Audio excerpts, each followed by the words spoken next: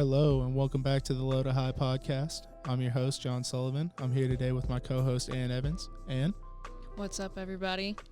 Today's guest is a member of the PLL Atlas, Christian Mazzone. He played at Rutgers. He was an incredible piece of their success this year, and he's a known second bar guy. You know, he loves looking through that second bar. It gives him the optimal vision, and we'll discuss that later on.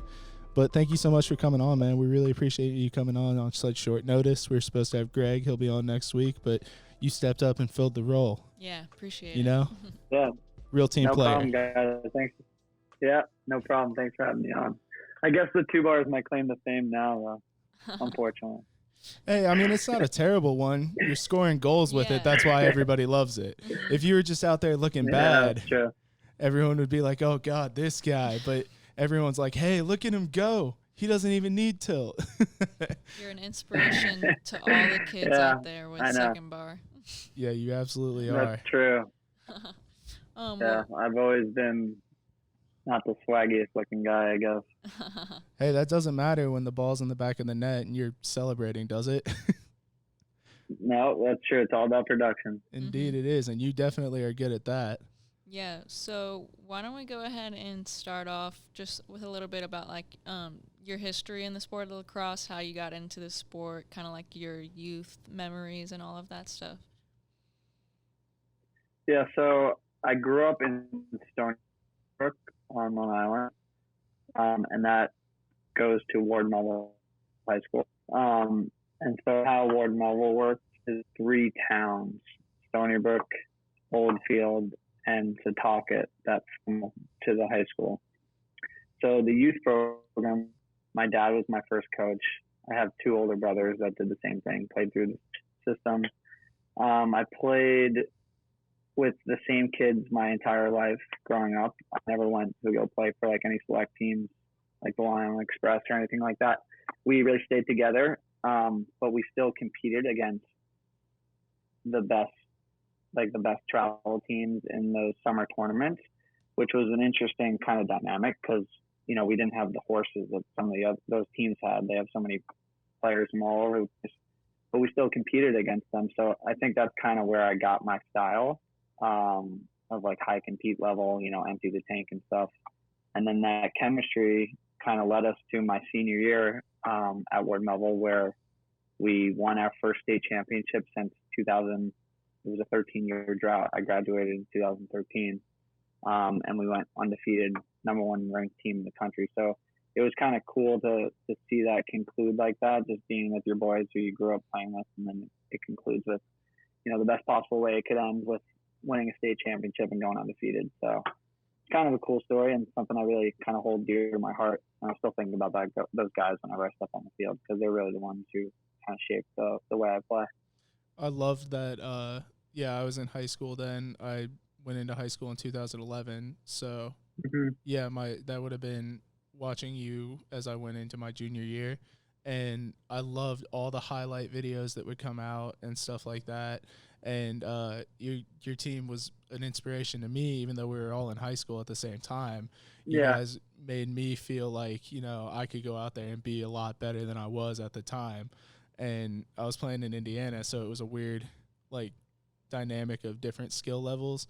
But watching you guys play and all those other teams over there and on the East Coast play and just be so creative with the ball was really interesting. And it definitely made me, along with watching the college players be more creative, it made me and my fellow players more creative. Mm-hmm. You, if I recall correctly, you played with Dan Baccaro, correct? Yeah, so Dan was a sophomore when I was a senior that year. He really helped us because my senior group kind of had a good core of probably 8 to 10 really good players that were all starters, but we needed a couple extra special players to kind of take us to that next level. And Dan Baccaro and then Jake McCulloch, who played at Cornell, they were both in 10th grade, and Jake McCulloch started on midfield with me, and Baccaro started on attack, and they just took us to another level. I mean, Baccaro, you guys all know he's an absolute stud. And then McCulloch's a great player too. So, yeah, I got to play with Danny. And then my little brother actually played with him at Georgetown for 1 year. So I got a connection to Bakaro. I've been talking to him after he went off in the MLS. He's such a good kid. Mm-hmm. Yeah, we talked to him earlier right after the bubble, and he was a really good guy. And she was at the bubble there, and she was a photographer, so she got to know him. And he's been nothing but a really nice guy and an approachable guy. Yep. It's really cool knowing people like him and you. Yeah, and sounds like I you think guys the are only pretty one. stacked. Yeah, I think the only guy who's nicer than Dan that I've met is his dad. His dad is like the nicest guy of all time. He like greets you with a big hug, and he's this big guy too, so it's kind of funny. Yeah, if the dad's nice, the son's usually nice. So that's true. Yeah. Yeah. Well, so you ended up at Rutgers, right? How did you, first of all, how did you get recruited by them? And second of all, what was your favorite part of being at Rutgers? Because it's a historic lacrosse program. Yep. It was not, down, but it was, it wasn't where it was down. Yeah, all right. I didn't want to say it, but you can, That's okay. because you went through there and you were part of turning it around. And now, I mean, there, lots of kids out there want to go to Rutgers. Yeah, they're a high caliber program. It's a high caliber program again. Yeah. And so I guess my 2-part question is, how did you get there? And then also, what was it like trying to turn that team around? So, like I said, I have 2 older brothers, a younger brother, and then an older sister as well. But my oldest brother, Kenny, he played at Siena College. He graduated high school in 2004, so he graduated in 2008, I think. So that was when I was in like kind of elementary school going into starting middle school. And his coach at the time was Coach Brecht. That was where Coach Brecht was at before he went to Rutgers. And that was Coach Brecht's first head coaching gig. And my brother was actually like a 3-time captain for him. So I met Coach Brecht when I was a young kid in elementary school, because I used to go to the tailgates and go to the games all the time. So I had that connection. And then in my recruiting process, I was getting recruited by 3 schools, Army, Colgate, and Albany. And I visited all 3, and I kind of none of them really stuck out as like the one. Like, I liked certain things about them, didn't like certain things about them as well. And then my brother put me in contact with Coach Brecht, because he reached out to him that he was interested. And I visited Rutgers, and after I visited, I knew that was the spot. And I committed shortly after that. And then in terms of your second part of your question, what was my favorite kind of part about it? I think the coolest thing about Rutgers is kind of the turnaround that we had, because my senior year in high school, I think they went like 2-13, like something like really that bad. And then I got hurt my freshman year, and we were decent that year. We made the Big East tournament. And then my redshirt freshman year, that was our first year in the Big Ten. We didn't win many games. It was like, I think we went 5-11 or something. But then the next year, we kind of just came together as a group, and it was really led by that senior class, especially Scott Beta, who's an assistant coach at Lafayette now. He was kind of the catalyst, and we just got really close, both on the field and off the field. I mean, practices at Rutgers were really intense, and competitive driven, but it was always coming from the place of, I'm just trying to make the guy next to me better, and he's trying to do the same. So there was no animosity really. And then that kind of resulted in us being really close off the field. We looked forward to being with each other, hanging out with each other on the weekends and stuff. And then, it just started to happen on the field, success. And then we wanted to even have more fun because we were having success, you know what I mean? And then it kind of just built from there. And then my junior, senior, we kind of just stayed the course and kept improving.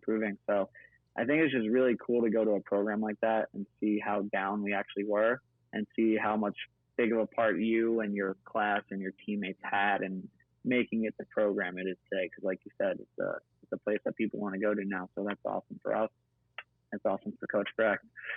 Yeah, I mean, it has all the draws that would make a good school. People would want to go to it. Location and athletic good department. Location, and I bet you enjoyed the location. Yeah. It's only like a 2.5 hour drive from where I live. on our own, so it wasn't too bad. Not too bad at all, and I bet family could be there for a lot of your games. But it's yeah, my dad doesn't miss a game. Yeah, good. That's how parents gotta be. Yeah. But yeah, it's such a cool turnaround. It's different than like starting a program somewhere because you have the pedigree to look back on and be like, this program can be something.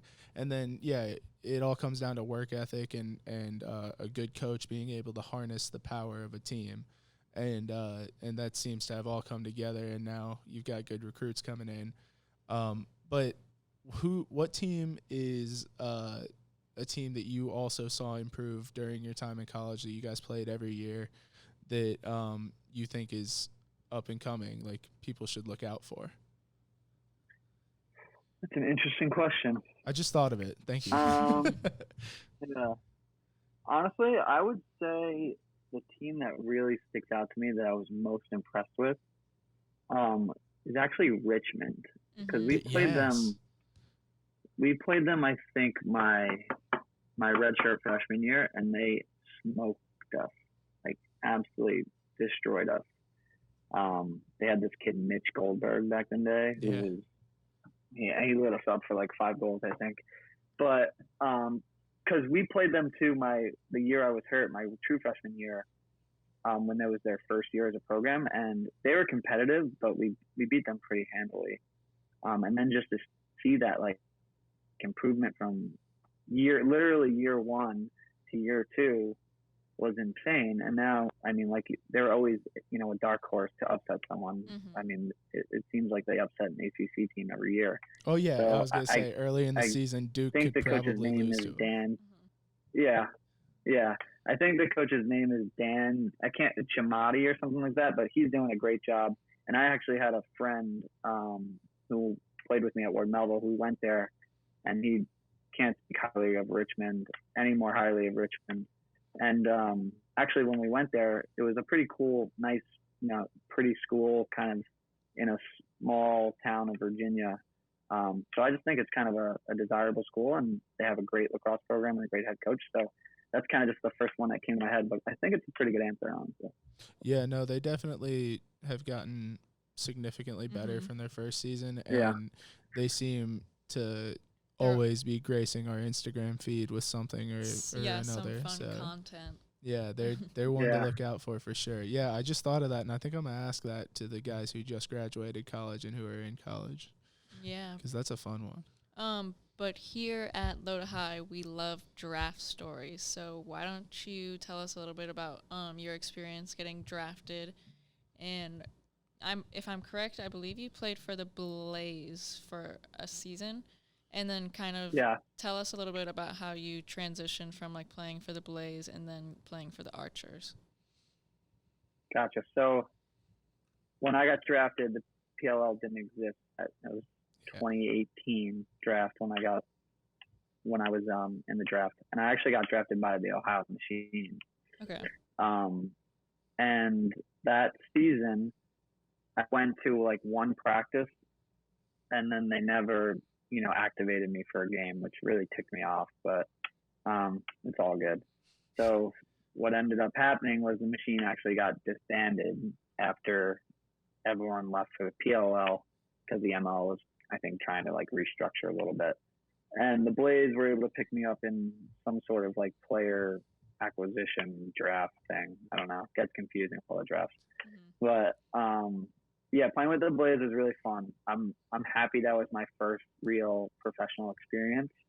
I think I would have had a fine time with the Machine, but the Blaze, because it was kind of just who they brought together, it felt that feel like, and it wasn't like the Machine had their established guys who kind of, it was like Tom, Marcus, Kyle Harrison, like they all had their guys. Like the Blaze, it was like we were all meeting each other for the first time, so we really had to build that team chemistry.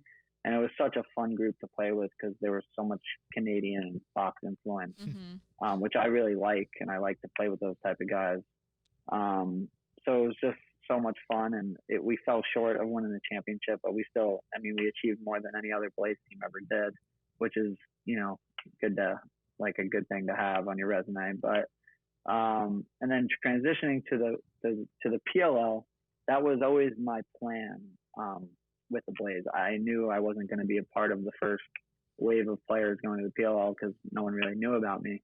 So I viewed the MLL kind of as like a minor league type of thing, where if I play well in the MLL, I'll be, get on the radar of whoever I need to for the PLL. And thankfully that happened. And then I was able to get drafted in that entry draft by the Archers. And I was sweating it out a little bit because I wasn't getting picked in the first round. But then I got a call from Coach Bates like a couple minutes before his next draft pick saying that they picked me. So he relaxed me down a little bit, which I'm happy for. But yeah, that's kind of the story. It's an interesting one, kind of confusing, but all good. You got there in the end. Yeah. And that's true. That's all that matters. Yeah.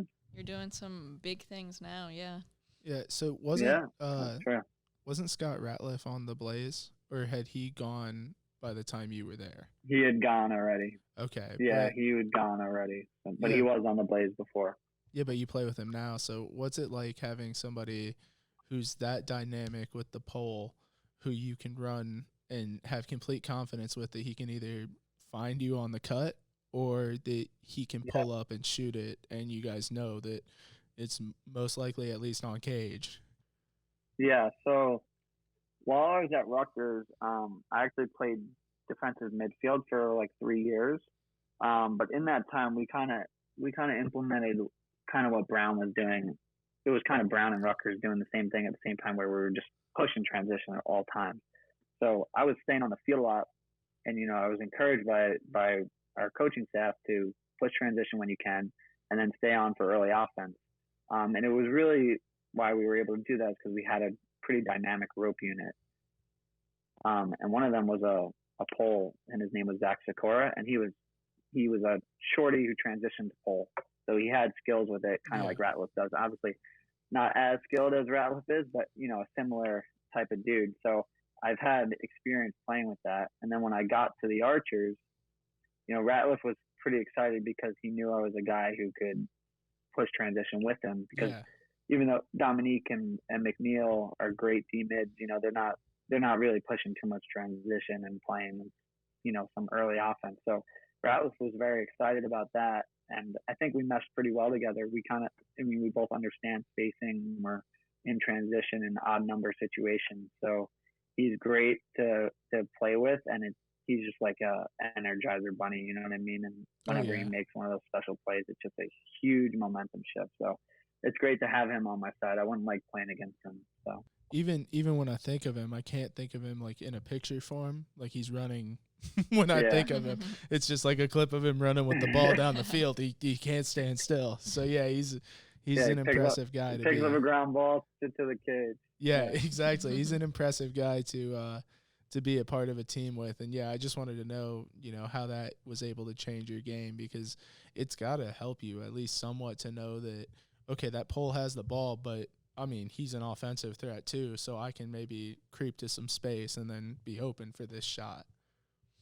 Yeah, it definitely, you have confidence in him. And then I think the major thing is that you have confidence that he's going to make the right play, whether it's like the cut or the pass, or he's going to fill space, because he knows what he's doing. He's been doing it for so long. He's kind of the one who, I guess Joel White kind of invented the pole that can play a little bit, but I think Ratliff is the next one in line. Mm-hmm. So kind of staying on the subject of like people that you play with now, who did you find that was like the player that you meshed with the best in this, like the most previous season? Like I know that you and Grant Ament kind of were like a big duo this season, like just kind of That's interesting. I guess it would be Grant. We were both rookies, so we kind of had that commonality. He's just such a good feeder that if you're just like playing off of him, you'll be able to mesh well with him. Mm-hmm. And that's kind of like how I've viewed my role in the professional league is, even though like I have confidence in my abilities, like I'm not the one who's getting the ball in my stick and, running the offense through me. Like I'm playing off of Tom, I'm playing off of Grant, playing off of Will. So I think I've kind of just made that my role, and I'm decided that I'm going to be the best I possibly can at that role instead of trying to be something that I don't need to be. And I think that's why I kind of meshed well with Grant, because you just got to keep cutting off ball and he'll eventually find you. And I look forward to keep creating that chemistry, because I think we can be a whole lot better than what we were in the bubble, both as a duo and then collectively as an offense. But I love playing with all those guys. It's an electric offense to play with. Mm-hmm. Well, in the bubble, it's particularly interesting because I feel like you guys only had a few days to train. You know, like there's new people coming in. You don't really get the time to like bond with each other and create that relationship that like is necessary for a team to like go into the championships. And that's why you see the Whip Snakes every year, because they've all played together at Maryland. You know, they all it's basically literally pro team. But yeah, that's true. But oh man, I totally lost my train of thought. That's okay. Well, yeah, that's okay. Yeah, it's definitely interesting going into the pros not the pros, but going into the PLL for the bubble format and having that be your first season. And did you find that maybe benefited you because you'd already played pro lacrosse for a season? Yep. But do you think the bubble was a better format for you guys as a team to realize how good you could be quickly, or would you have rather had a regular season to? Well, I mean, you probably would have rather had a regular season with all the fans and stuff, but do you think that was of any benefit to you?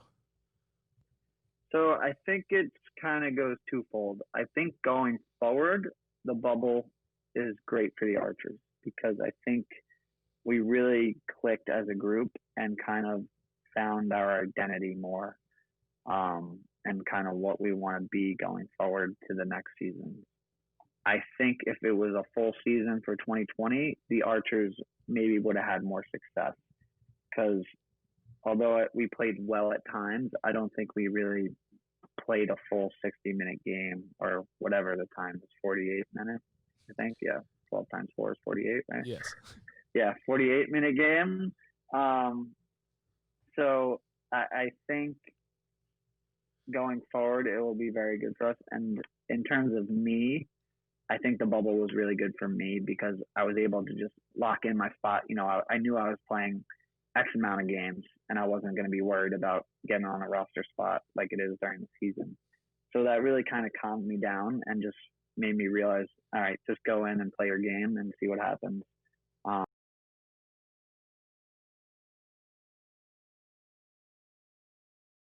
And play. So I'm happy that it was the bubble with my first season, honestly.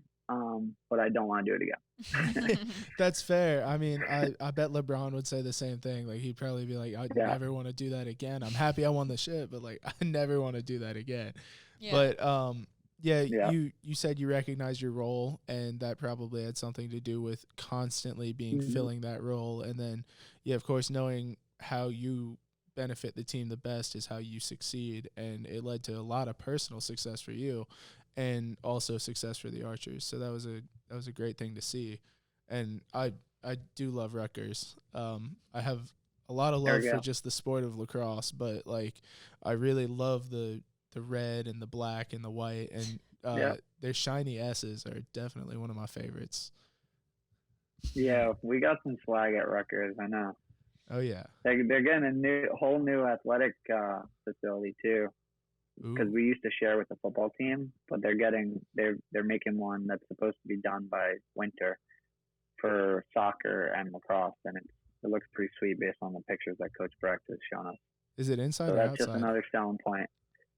It's inside, so that we played in the stadium when I was there, but they used to play on the soccer field called Yersack Field, which is like, it's just down the road from the football stadium. But they kind of built a whole new building like right on that field, so Rutgers will go back to playing there.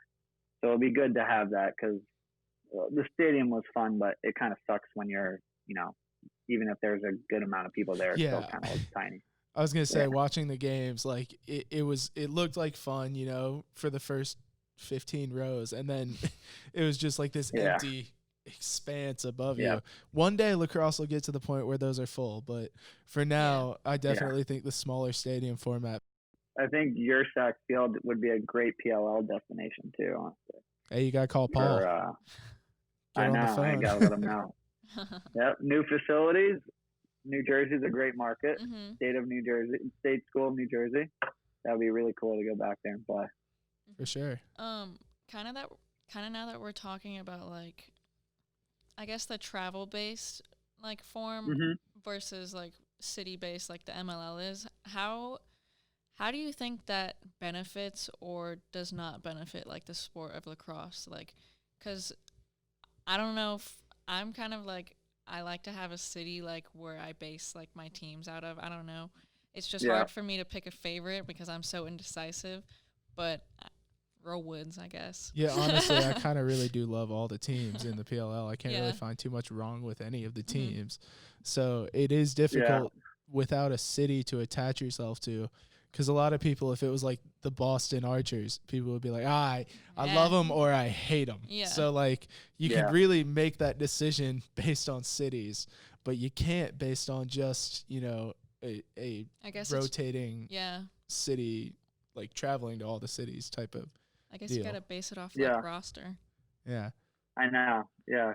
Who your college team is, I guess. Mm-hmm. That's true. But I think it's the right way to go now when you're building the new league and trying to create eyeballs and engagement all over the country. I think it's really cool to be able to go to both like spots where you know you're going to get a sellout, like what's the field? Hopkins Field. Hopkins. I don't know what the Homewood. Yeah, that one. Homewood. Thank you. That was blanking. Yeah, that was blanking in my head. But being able to go there and sell that out, like that's really cool. But then also being able to go to, like, we were supposed to go to Portland, Oregon this year. Oh, that would have been awesome. Like, and they yeah, were supposed to come sweet. to Raleigh. Yeah, they're supposed to come to Raleigh. That's where we're at. We were supposed to go to Raleigh. So being able to go to those, you know, smaller markets and bring lacrosse there is just so cool, and not really, you know, I don't think there's any other sport that really gets to experience like that. But going forward, I do think they need to go back to, once it's more established and you have a bigger fan base, go back to the city-based model, because like you said, it does create more fandom, more like loyalty. I guess more invested fandom. It's investment because you know that athlete lives there. Yeah. Like they're here for at least the length of their preseason, season, and then end of the season stuff. Yeah. You can see you know, like I could run into Christian Mazzone at the store, maybe, you know, like that if it was the Raleigh Archers. Yeah. Yeah. So building on that, what city would you pick for the Archers? What do you think fits the Archers the best? And then I'm gonna go with the new guys. What do you think fits the Chrome the best? Because I feel like the Chrome new guys, fits that's Miami. the Water Dogs. Oh wait, yeah, no, the Water SMH. Dogs. The Water Dogs fits Miami. Sorry, I meant to say Water Dogs. Water Dogs, Miami. I like that actually. What about you? What do you think the Archers fit? What city would the personality of the Archers blend with? Interesting. I think. Well, we got the Utah guys. Yeah, that's what Me and Eli. I kind of feel that. Eli and I are out here in Washington State, so we're West Coast, kind of. I would say, because I don't want to just choose Utah or Washington, because that's kind of weak. I feel like Arizona and like Nevada. I was thinking like Montana, Idaho, that would be Arizona. Yeah. Somewhere. I feel like the Archers logo would look good. I think we have a desert. That's why I picked Arizona. Yeah. And we do have a kind of vibe on our team where it's like we like the outdoors, you know, and hanging out with the boys, putting the phone away, stuff like that. So I think that kind of feel would be nice. And Archers is kind of outdoorsy type thing. Definitely, yeah. Interesting. Both deadly and fun. Archery. Yeah, that's true. I don't know. Chrome is, although like the Chaos or the Canadians, for some reason I just view the Chrome as like Canada for some reason. I don't know why. People chirp on that team, and the Canadians chirp Yeah, a they lot. are pretty big. That's true. They do chirp a lot, and they play hard. So yeah, that's true. Yeah. I feel like the Atlas would have to be like somewhere like LA. The Atlas is LA. They're the Lakers. Yeah, they're absolutely the Lakers I'd say of pro lacrosse. I don't know. Okay. Yeah, they're the Lakers the past like 10 years though, not this last not this Yeah, season. not Yeah, this they're the year. Lakers. They're the yeah. I'm thinking more present time. Yeah, they're the That's Lakers what I was thinking. while they were searching for that like They're big the piece. Clippers right now. Yeah, actually yes. Yeah, that's a better they one. have the so much Clippers. talent, but Yes. Yeah. Yeah. That's a better one. what are you Man, gonna we do? could go through the whole list, Yeah. but I guess segments. yeah, we can move on to some segments. I want to hear from you. This one's called the Moonshot. What is your worst shot you've ever taken in a game? Worst shot I've ever taken in the game. You just I let don't it take go, many bad shots. and you were like, "Oh God." He doesn't take bad shots. There was one play. It wasn't a shot, but this is just what comes to mind. I was my senior year in Michigan. I tried to do this like ridiculous backhand pass, and it just like got stuck in my stick and went right to the ground, and some Michigan player picked it right up. So that's probably the worst play I've ever made. I don't know if I've ever taken a bad shot, honestly. I don't like to take shots that I don't think are going to go in. So. Yeah, I was overly cautious with the ball in my stick. Unless I had my pole, I'd let it fly with my pole. But if I had the short stick, I wouldn't pull shots that I arguably should have taken because I'd see the guy and I'd think I'm gonna hit that pass. Yeah. Yeah, that's true. Well, our next segment is called the box score. I thought you wanted which is what I think it's your favorite offensive player of all time and why. Favorite offensive player of all time and why? I'm not the biggest like I didn't have many lacrosse idols growing up, to be honest with you. Like I guess I would say my brother because I mean he's just the one I watched the most. And I'll shout out a couple of guys from back in the day at Siena. Like there was this attackman Matt Gersh, who was an absolute monster. He was just huge and just ripped shots. And I also, when my brother was at Siena, they played Albany every year, and that's when they had like Merrick Thompson, and they had another Canadian. I can't remember his name, but those two were beasts. So I'll go with them because again, I really didn't have like a lacrosse idol growing up. I wasn't like watching Mikey Powell highlight tapes all the time. I was just playing in the backyard, I think. Some slightly obscure names, but I like those. Those are good. Yeah. Yeah. Some variety. Yes. Yeah. Some variety. we always hear the Gates and the Powells and stuff, but I like those. That's true. Change it up. Yeah. So the Leighton High is your favorite defenseman of all time. If you have one. Defenseman. Yeah. Or just defensive midi, and it could be somebody you played with. It doesn't have to be like, goalie, somebody from the 70s or anything like that. The best goalie I've ever played against is Jack Kelly. I played against him in high school. He went to West Islip, which is like Ward Melville's biggest rival, and he pretty much single-handedly led them to a state championship his senior year. And then at Brown, he was absolutely lights out. And I don't know, he's been out for a while because of his injury he had. I mean, I feel like it's been like 3 years since he did that, but I hope he gets to come back because I really think he's the best goalie I've ever played against. And then defenseman, the guy who jumped into my mind first, I guess going back to what I said, I didn't really have an idol growing up. There's one guy that I did like, and I got to see him play my brother's very last game. They played Syracuse, was Matt Abbott when they called him the human clear and stuff. He was one of my favorite players to watch because when I was younger, I used to love like clearing the ball and just like running by everyone or holding the ball in the box under 2 minutes. Like that was my favorite part of lacrosse. Was just making people miss and holding on to the ball and making them look stupid. Yes. And Matt Abbott was kind of the inventor of that. So I'll say him. And I got to play against him too when I was at the Blades. So that's kind of cool that he's still playing at whatever age he is. He's got to be up there now. Yeah, we didn't have a ton of like state championship success or anything like that in my high school, but some of my favorite game memories are like when we got a 4-minute non-releasable and I killed the whole thing. Just 4 minutes of me basically just keeping my stick out here, arm out, and just running in circles around the box. It's the little things. Like, as much as I like that the rules have changed and they're much better now, keeping it in the box under 2 minutes was electric. Just that was running just, around trying just to for guard the it, pure, dodge everyone. yeah, the pure chaos Yeah. of when the ball goes out of the box. Everyone's like, oh God, Yeah. the worst has occurred. What do we do? Or when you're screaming at the sideline, you're screaming like, Yeah. don't step out of the box. And then Yes. some guy does, and you're like, oh my God, what are you doing? Oh, Timmy, the box. Yeah. It's the one thing. Like, we go The over this box. all the time. I know. That's funny. All right. So our next segment is the penalty box. What's your worst take? My worst take? Yeah, everybody just gives you all the crap for. You know, like In-N-Out is worse than whatever the other one is people argue about. I don't care. We got Cookout over here. Oh, I got one.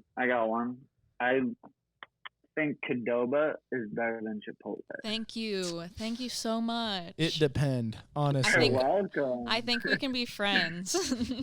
Yeah, well, I like that. Chipotle's overrated as hell. For me, it's Moe's Qdoba than Chipotle. But Okay. I do haven't agree. really had Moe's. Yeah, it's more But, like yeah. Eastern, like I guess like Southeast Yeah. Tex-Mex thing. What- It was do. big Yeah. up in the Pacific Northwest. Yeah, it also every benefited. time I go Go ahead. every time I go to the airport, that's my meal of choice. Yeah, it also benefited me that one of my friends worked there in high school, so we could roll Discounts. through There with you the go. squad and just get like one burrito charged to everyone. Yeah, that's always the Yeah. best. Yeah. We had a place, Rita's Italian Ice, and Oh yeah. all of my friends worked there in high school, and we would just pull up like after the beach and like get free ice cream. It was the best thing in the world. But now I have to pay for it because I'm not in high school Yeah. anymore. Yeah, because there's high schoolers that work there that are in high They're school like- now. Yeah, For go you. find some high school friends. Yeah. Hey guys, any of you work at Rita's and want to be my friend? Yeah, that'd be a little weird. Yeah. Well, I guess we can move on to just some miscellaneous questions about you as a person. Like what I guess I'll start with what's a hobby that you have outside of the sport of lacrosse that most people don't know? Like, are you in the garage just welding all day? Is that what you do? No, I'm not very good with my hands. Oh, My girlfriend gets mad at me about that. but you're a stuff, pro but, lacrosse player. What? I know. Weirdly enough, I love to hike. Living out in Washington, there's so many hikes. Oh yeah, beautiful state. Yeah, it's crazy. Like every time you go up there, you're just like mind blown by them. So that's really my main thing right now. I don't have a much cooler hobby than that, though. Honestly. Hey, well, I mean, between wall ball and hiking, True, a lot of cross stuff. yeah, you got all your time taken up, and that's all right. Yeah, yeah, It's taking care of you. You're taking care of it. It's all good. that's true. So our next question is, what is your favorite TV show currently and of all time? Favorite TV show of all time is Game of Thrones. Like I'm Oh. a big Game of Thrones nerd with all the books. Yeah. During the PLL, I wore a Game of Thrones shirt every game day. So that's my Game of Thrones is my jam. Favorite show right now, I just finished watching all 6 seasons of Schitt's Creek. I maybe watched that in 2 weeks, which is when you actually look at how many episodes there were and how many you watched. Kind of makes you feel terrible about yourself, but Yeah, I it's did okay. love it. It was really funny, and it's so easy to binge because they're 20-minute episodes. That was one of the better comedy shows I've seen. And then I'm watching Unsolved Mysteries right now on Netflix. I love like That's good. true crime stuff. Yeah. So, and I used to watch the old school version of Unsolved Mysteries when I was a kid on like I remember AMC or that. whatever it was. Dude, I remember Yeah, that. with That that, I just forget- made me get like the Yeah, image of yeah. the magnifying glass like zooming in on the file Yeah. and the blue background. All of a sudden that like Yeah. flashed through my head when you said the old version of it. I like I love how they did like they would do like recreations of the crimes and stuff, Yeah. like reenactments. Love that stuff. Greg So thought that's he what was I'm doing going right for a now. walk. Yeah, Turns out exactly. You kind of sound He was like walking him. into a grave. It's just I was watching an episode before. I had to pause it. I gotta go finish it. I like the Unsolved Mysteries, but I kind of wish that Some of them I'm like, I want to know what happens. I mean, but obviously You want to know what they're happens? unsolved. That's the But only, like, that's the only bad part of Unsolved Mysteries. I know. I want them to be On solved. the old one, they used to have updates. Yeah. And that they would they solved them. But the ones on Netflix, they don't have any updates yet. So maybe they'll get them someday. Yeah, well, they're too hopefully. new and exactly. still unsolved. Yeah. Yeah. So, Game of Thrones. What do you think why did they do that to us? Why? I've never seen it, but I want to hear your opinion. Were you content with it. the ending? I was not content. I was happy with the first 3 episodes. I thought they were really good. They were awesome. Great visual spectacles. And then, and I thought it was a good storyline. And then the last 3, I wasn't as disappointed as everyone else. I think it's more because I'm just a huge fan. But it was pretty rushed and kind of, I guess, unbelievable on some of the things that happened. So I don't give it an F like everyone. I'd probably give the last season like a C-. But every other season before that, it's a freaking A. So you should go watch it. Yeah, there's not very many off episodes, but the ones that are even like the worst ones, they still have great scenes with all the good characters in them. So it's worth a watch. I will forever hate the way that it ended because it just very much upset me. You guys just froze. Look, I got a Game of Thrones poster back then. Hey, look at that. Yeah. That's sweet. Well, I was talking, so the audio got picked up anyways, but that's fine. I'm glad we're back online now. Cool. But so what would you say favorite like hidden gem location, like fun to go that like isn't like an obvious answer? You know what I'm saying? I think I can give you kind of 2. So Long Island, there's this place kind of where I live called Pirates Cove in Port Jefferson, which is just this cool little kind of closed off beach that you actually have to like park your car and then walk a little bit to get to because there's no road that kind of gets there. So that's kind of cool because then it's like the Long Island Sound.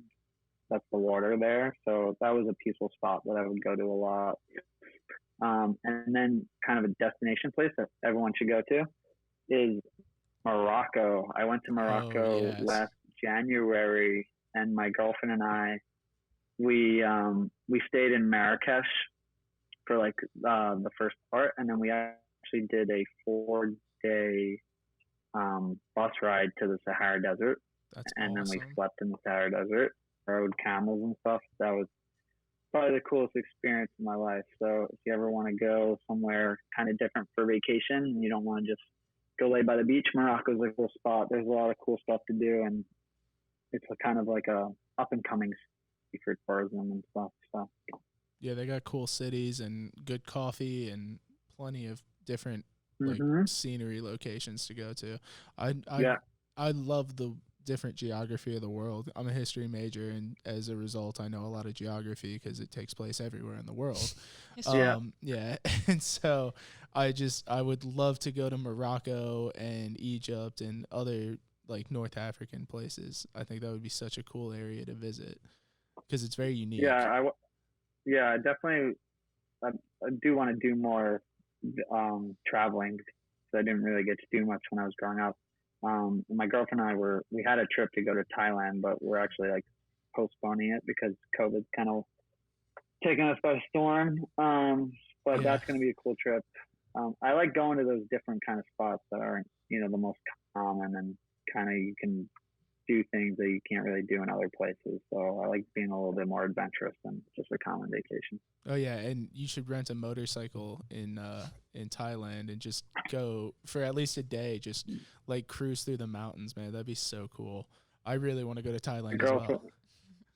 My girlfriend went to Bali by herself like a couple years ago, and she rode one of those like motorcycle things, and she said it was like the scariest thing she's ever done in her life because she had no idea how to operate it. So. Oh no. Well then never mind. Maybe don't. Yeah. Or you drive it. No, I'll go try it though. Yeah. I'll go try it. Yeah. It looks like a very cool place to visit. But kind of building off the motorcycle thing, the one that I love to ask our guests is, What's your dream car? Ooh, I'm not a car guy. I'm a really bad driver. I'm a notoriously bad driver. So you don't want anything fast or anything like that? Honestly, if I could not have a car, I would not have a car. So that's the exact opposite of an answer. Yeah, my dream car is no car, where I have a job or I live somewhere that doesn't need to drive. Do you live in like a city now, or are you just like used to that, or have you always just like not like driving? No, I just always hated driving because I don't trust myself, honestly. So, I live out in Washington. I live like 30 minutes north of Seattle, so I don't live in the city, and I need a car to drive around, to get to practices and stuff. I have a Toyota RAV4, so that's a good car to have. Yeah, reliable. Yeah, I mean, exactly, that's why I got it. It's got a couple dents though, so. Maybe that's part of the reason he doesn't like driving. That's true.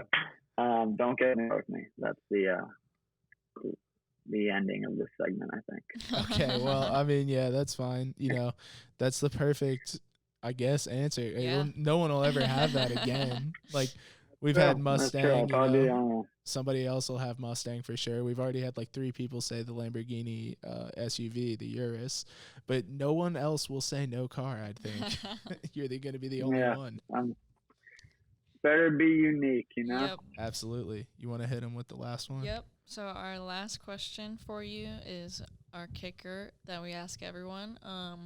What do you want your legacy to be when it's all said and done?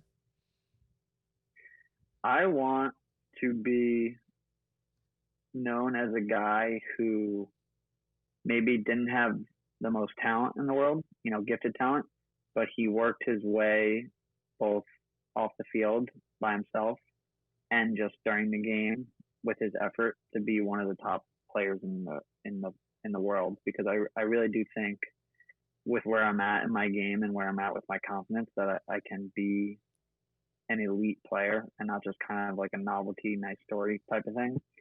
And I think I want to be an inspiration for kind of kids who, I'm not the biggest guy on the field by any stretch. I don't have the most skills, but I just work harder than most guys, both during the off season and in games. So I think that would be a great legacy to have, to kind of be an inspiration for kids everywhere, that they can be just like me if they just put in the work and put in the effort. Yeah, that's a great legacy. I mean, everybody has to work hard for the things that they want, and some people have to work a little harder because they're not, exactly stacked by DNA standards. And so, if you work really hard for it, it just tastes that much better. So, That's true. And we can't wait to look forward to, and we can't wait to watch you continue to grow as a player in the PLL. Absolutely. So do you have any social medias or anything that you would like to plug, any charities that you or the Archers are working with? No, my social media is just Chris Mozo on Twitter and Instagram. But yeah, that's pretty much all it is. I thank you guys for having me on. I always love coming on podcasts. It's a lot of fun. Yeah, it's a good time. It's a chance to show people who you are behind the second bar helmet. Yeah, exactly. Yeah. Surprised you didn't ask a question about that, honestly. No, I mean, it's just been proven that you're a baller with it. Like, we can't even knock it. If it works for you, it works. But the only problem I have with it is now when I fix a kid's helmet, they're like, oh, but I don't look like Chris Mazzone anymore. I used to wear ankle socks too. But oh my gosh, that would like be the stereotypical like. Hold on, don't be this lacrosse player. I know, but I know. Hey, it works. If you did all of the things that like everybody hates, like you taped your stick knee on, you should just and you wore ankle socks. Really run with this. Make it your personality. I should. That's true. Yeah, just become the guy on the field that's doing all the cliche like noob things, but then you're just dominating. No swag is real swag. Absolutely. Let's break that. Yeah, that's a true thing. Well, you can follow me on Instagram at that's my Twitter, at evans.cr2, and on Twitter at @theAnEvans. You can follow me on Instagram at johnsullivan20. And I really think that's going to do it for us today. Christian, thank you so much for coming on. Thank you to the listener for sitting around listening to this episode. You can find us on YouTube, Low to High, same name as the podcast. If you prefer to watch us, you can see Christian's beautiful stubble beard that he's got going on there. If you want to find us online, we're at www.lowtohighpod.com. You can find us at Low to High Podcast on Instagram and at Low to High Pod on Twitter. And if you want to get in contact with us, you can shoot us a DM, and we have stickers for sale on the website as well. And again, thank you for the coming on today and giving us your time, and thank you again to the listener for tuning in.